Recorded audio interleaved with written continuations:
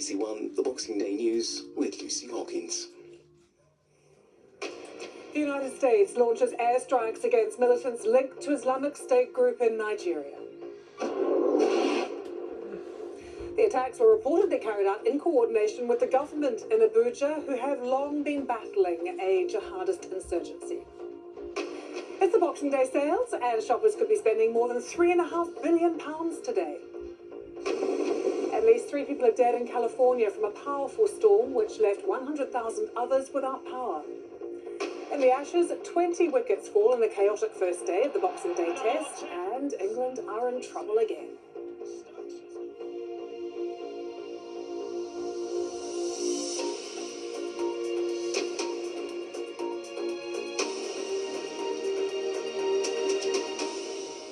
Good afternoon. The US has launched strikes against militants linked to the Islamic State group in Nigeria. The attacks were reportedly carried out in coordination with the government in Abuja, who have been battling a long-running jihadist insurgency. The US striking targets in the northwestern region of Sokoto, the White House saying it was in response to the targeted killing of Christians in the region. This is something disputed by the Nigerian government. Our World News correspondent Joe Inwood has the latest. On Christmas Day in northwest Nigeria, the aftermath of the strikes the US said were to protect local Christians. Reports are still coming in, but the White House has claimed there were multiple fatalities of what they called terrorist scum. The Pentagon released footage from a military vessel of the missiles being launched. In a post on social media, the president suggested the timing of the strikes was no coincidence. Our country will not allow radical Islamic terrorism to prosper, he said. May God bless our military, and Merry Christmas to all, including the dead terrorists, of which there will be many more if their slaughter of Christians continues. The Nigerian government has long been fighting various jihadist groups in the north of the country, including Boko Haram and Islamic State splinter cells. There have been growing calls in US right-wing circles for intervention in what some have called a genocide against Christians. But the Nigerian government has been keen to point out that the victims of attacks have been from all backgrounds. It has nothing to do with a particular religion. It is, as far as we're concerned, targeting terrorists that have been attacking Nigerians, period. So it has nothing to do with one religion or another. On Christmas Eve, a suspected suicide bomber attacked a mosque in Nigeria's northeastern Borno state, killing at least 5 people and wounding dozens. No one here could doubt that there is a real problem with violence in the north of Nigeria. It is the suggestion that Christians are being particularly targeted that is questioned.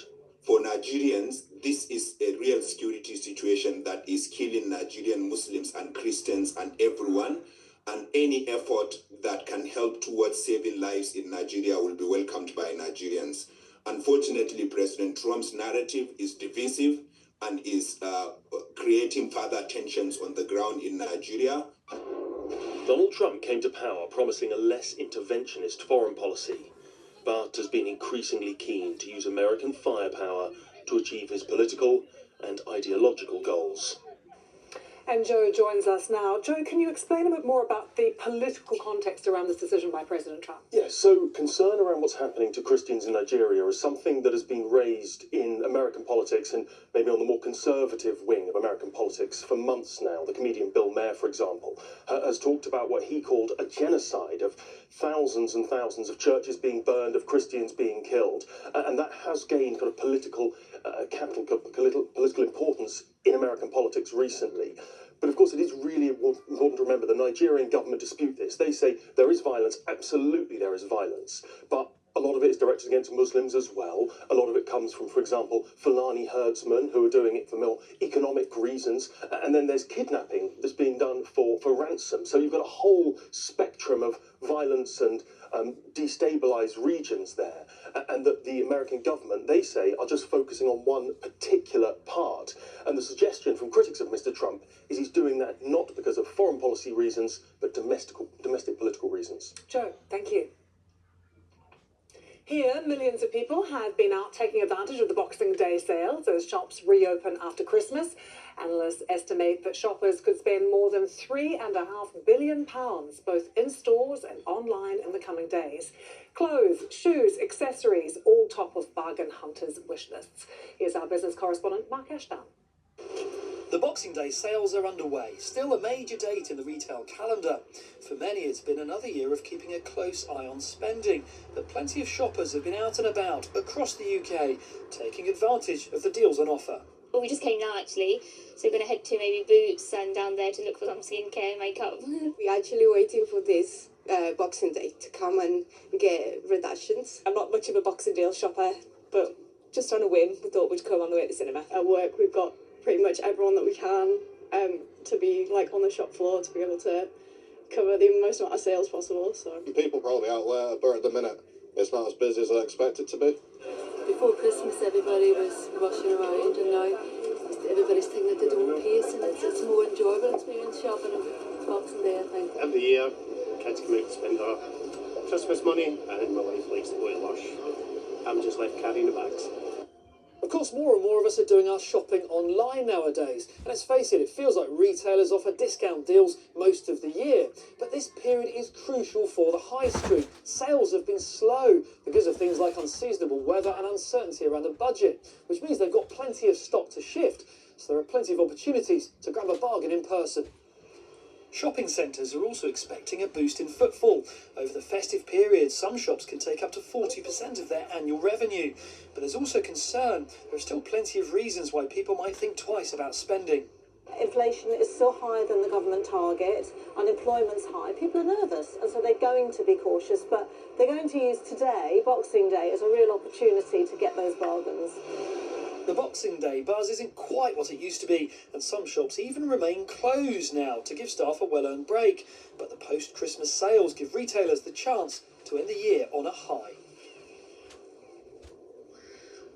Now, in terms of footfall, we've just had some early data from MRI Software, the retail analysts, and they've looked at up to 12 o'clock compared to last year, the amount of people around about. And overall, they say it's exactly the same as last year. But where people are shopping, that's interesting. A 2.2% drop in those visiting high streets, like this one.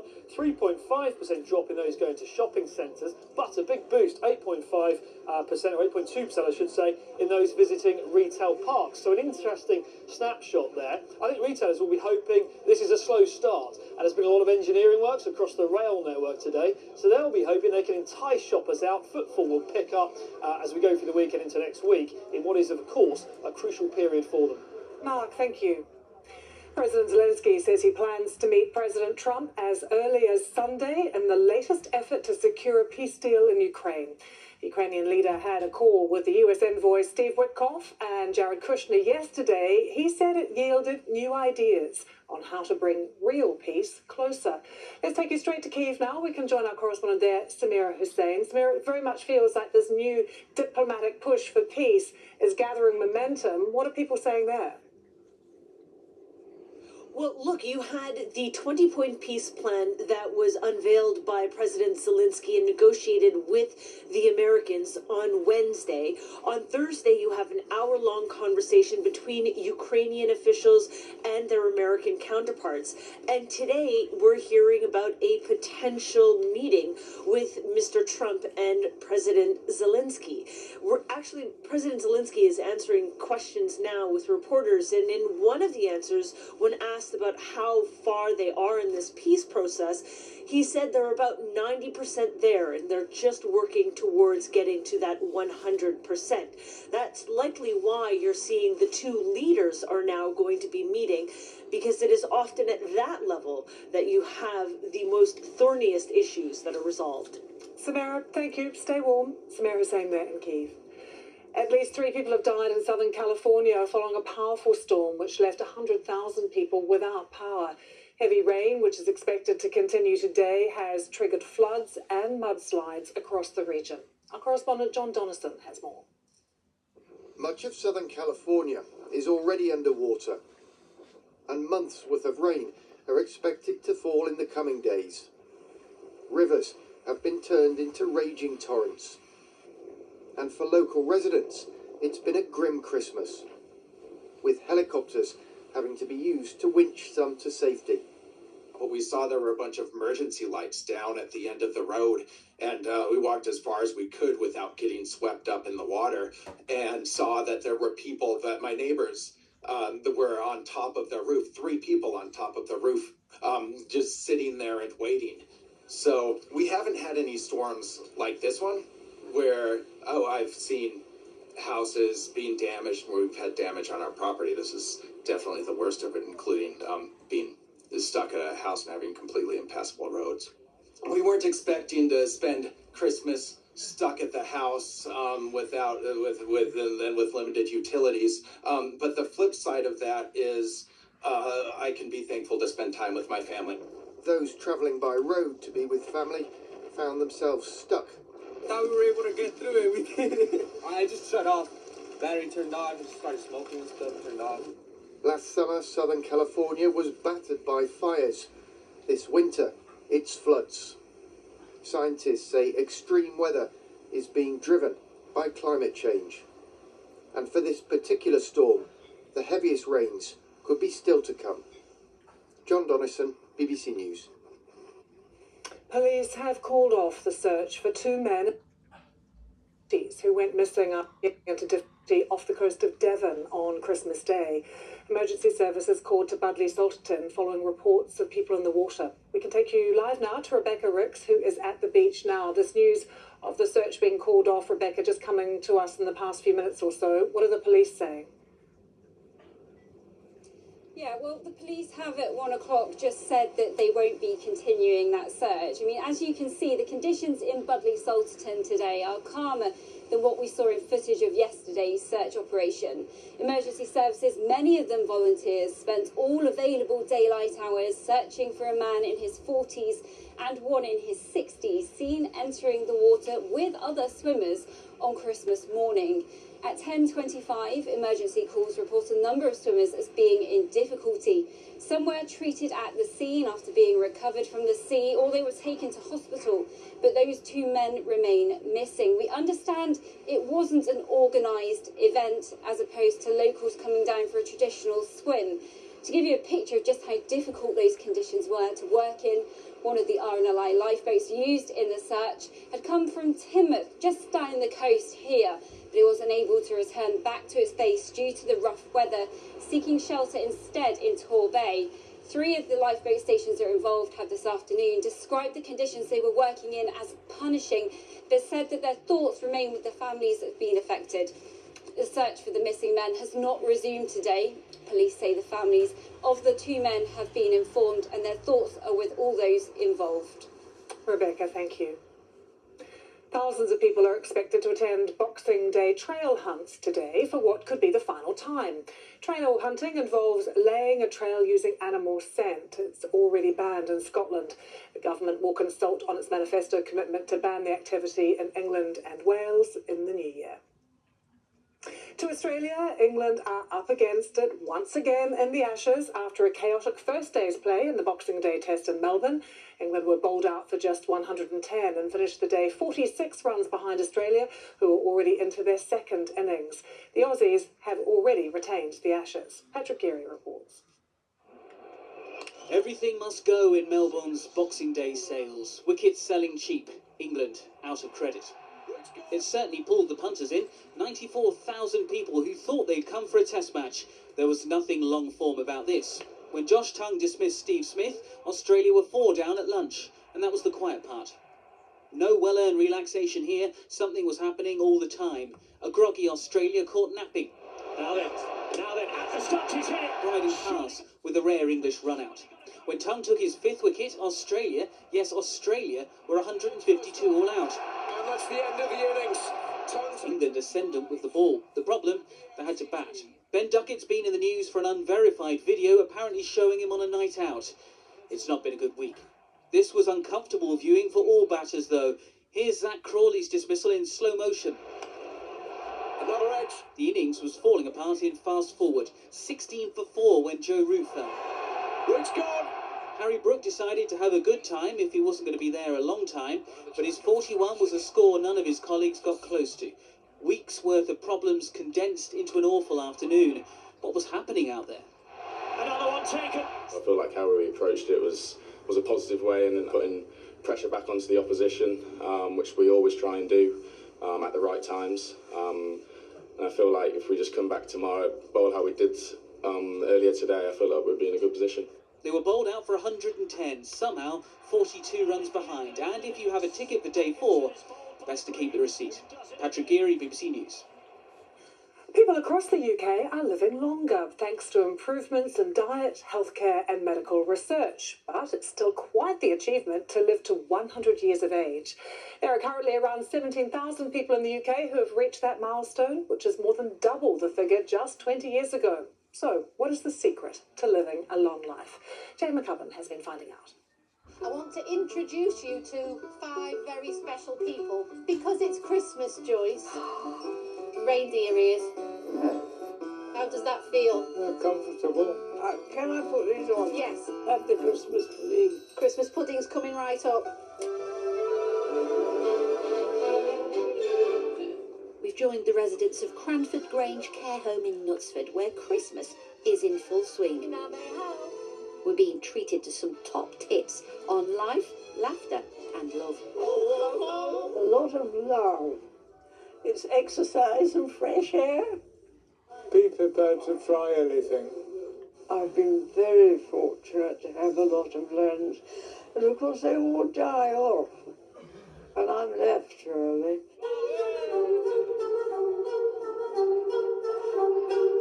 What has brought you the greatest joy in your life? Living with our grandchildren. I believe you have 11 great-grandchildren. I believe I have. I couldn't tell you the names. 8 grandchildren and 16 great-grandchildren. What is the secret to raising a lovely family, do you think? Patience. If I knew, I'd write a book and make a fortune. Plenty of money. Well, it's true. The more you love a child, the happier they are. I'm sure of that. I want to talk about romance. Oh, God. Romance? Was it a romantic marriage? Oh, yes, it was nice. Yes, he was romantic. Shared interest really is more important than the flash of love. He wouldn't come in without coming straight to me and put his arm around me and give me a hug and a kiss. If we'd only been shopping, he wanted to do that when we got in. Try and enjoy everything we do. But I had a happy marriage. Was he a good man? He was a good man, yes. If possible, plan ways of getting into and out of situations. Happy Christmas, everybody. Oh, God, I don't want to watch it on telly. Jane McCubbin, BBC News. No way. Some wonderful experiences there and some good advice too. Time for a look at the weather now. Stav is with us. What's in store? Hi there, Lucy. More of the same, actually. Chilly, dry weather. Good afternoon to you. It was a chilly start to our Boxing Day morning. Temperatures dipped down to -7 Celsius across some of the glens of Scotland, but most of us are enjoying a chilly but dry and sunny day thanks to high pressure. This area of high pressure is going to be with us not just for the Christmas weekend, but even into the run-up to New Year. So a lot of dry and settled weather around, with our air coming in from the north or northeast, so it will always be on the cold side.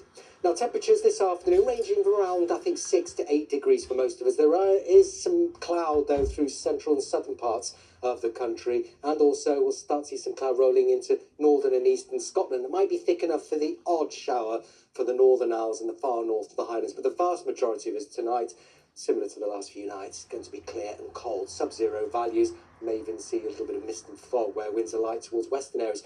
Now, as we head into Saturday, we'll start to see some cloud rolling into northern and eastern areas on that northeasterly wind. So it'll be a cold and a frosty start. Plenty of sunshine, but the skies will turn greyer for eastern half of Scotland and the eastern half of England as we head into the afternoon. That cloud being dragged in off the North Sea by that northeasterly wind. It will be chilly close to the coast. So the best of any sunshine will tend to be out towards southern and western areas where we'll see some shelter from that wind. Once again, temperatures of around 5 to 8 Celsius. Sunday, this stage looks like it could be quite grey for many of us, particularly for England and Wales and southern Scotland, but actually closer to the centre of the high, most of central northern Scotland, perhaps Northern Ireland, will see the best of any sunny spells into the afternoon. And again, it's going to be chilly where we start off frosty across Scotland. Temperatures will struggle to get above freezing.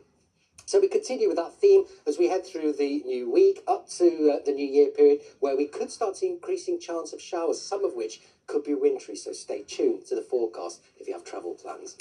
Some chilly days ahead, Steph. Thank you so much. Well, that's it. The news continues here on BBC One. Now it's time for the news where you are. Goodbye.